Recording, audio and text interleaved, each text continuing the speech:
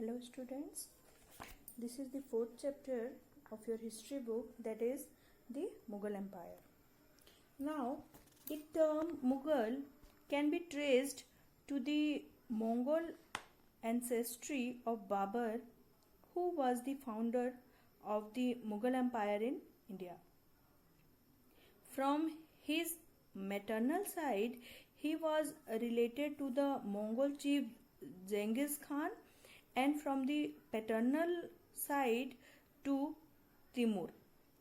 Political and social disunity during the later Delhi Sultanate period provided ample opportunity to Babur to invade India and establish an all India empire.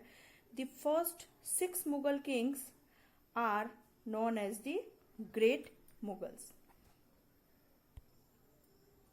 Students, in your book, page number 45, figure 1, that is the picture of Red Fort. In Red Fort, the Prime Minister of India addresses the nation on Independence Day. It was the residence of the Mughal emperors. And the second picture in page number 46, that is a miniature painting of Timur and his descendants and also the Mughal emperors. Students, Babur, whose full name was Jahiruddin Muhammad Babur, he was the ruler of a small kingdom, Fargana, in Central Asia. This was the time when the Lodi kings were ruling over the Delhi Sultanate. Ibrahim Lodi's uncle, Daulat Khan Lodi, invited Babur to attack the Delhi Sultanate. Babur then invaded India. He defeated Ibrahim Lodi in the first battle of Panipat in 1526 and captured Delhi and Agra.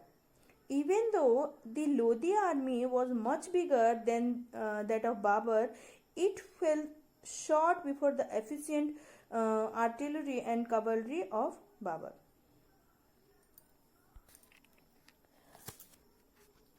In 1527, Babur defeated Rana Sanga and the combined forces of the Rajput rulers at Khanwa.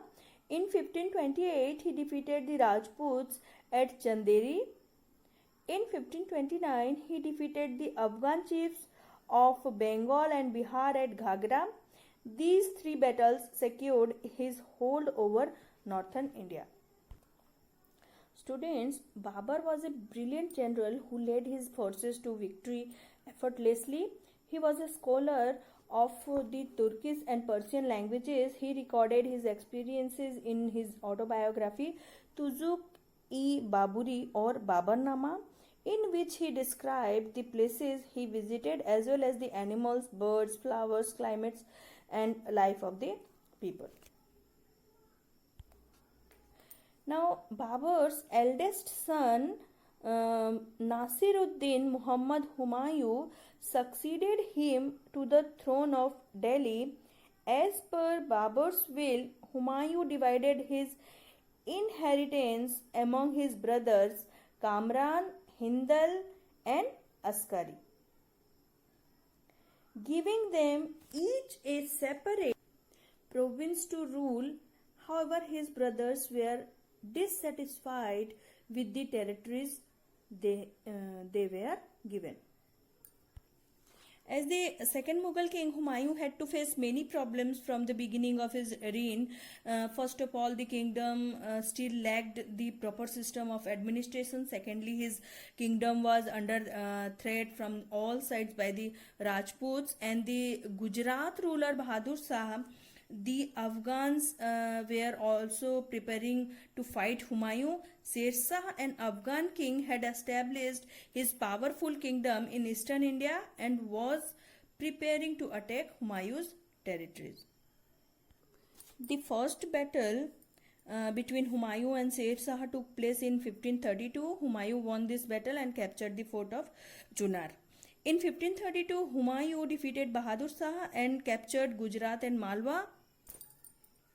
However, before Humayun could sit back and enjoy his victories, Sher Shah strengthened his army and defeated Humayun at Chausa in 1539 and at Kannauj in 1540.